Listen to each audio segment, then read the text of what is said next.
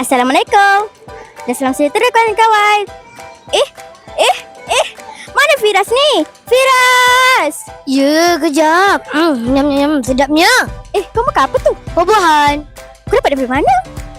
Bukan kau lupa ke? Hari ni kan ada pesta buah. Oh, yelah, lupa. Kat mana Dataran. Oh, jomlah kita pergi. Jom. Kicau mania. Kicau. Mana ni? Tak sampai lagi pun Firas. Oh, ya lupa. Kicau. Kicau mania. Kicau. Mana ni? Tak sampai lagi pun Firas. Oh, kat dataran kot. Jom pergi sekejap lagi. Jom tu.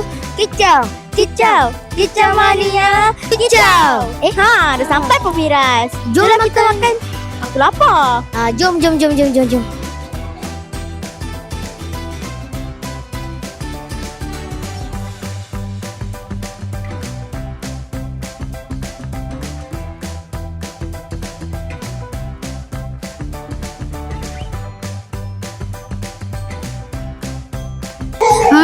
Sedapnya. Kau ni Firas dah habis kan? Kita tak interview lagi. Alah, aku lapar. Jom kita ambil lagi nak? Jomlah. Jom. Dapat pun. Ni buah apa, Yasmin? Kau ni itu pun tak tahu. Ini buah mangga. Oh, jom kita interview cikgu-cikgu nak? Jom. Assalamualaikum cikgu. Salam. Buah favorit cikgu apa? Kalau saya durian. Kalau saya, manggis. Oh. Very lovely. Very sedap, delicious. Oh, terima kasih cikgu. Sama. Hai Ainul. Hai. Nak tanya buah favorit awak apa? Favorit saya durian. Oh, sedap ke durian tu? Sedap. Oh, okey. Terima kasih. Sir, apa buah favorit sir? Buah favorit saya adalah buah yang berduri, iaitu durian. Oh, sedap ke? Nak kata sedap, itu kena try lah dulu. Oh, okey. Terima kasih sir. Sama-sama.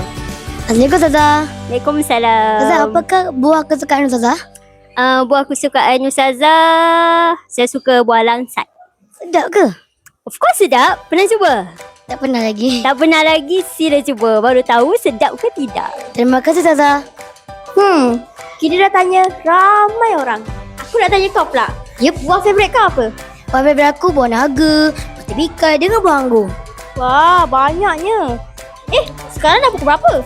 Sekarang, nak macam nak balik je. Jomlah kita buat penutup. Tak buat penutup lagi. Ya, jom.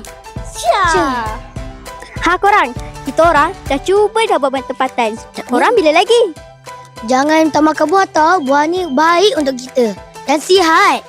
Okeylah, kita dah nak balik dulu. Bye-bye kawan-kawan. Bye-bye.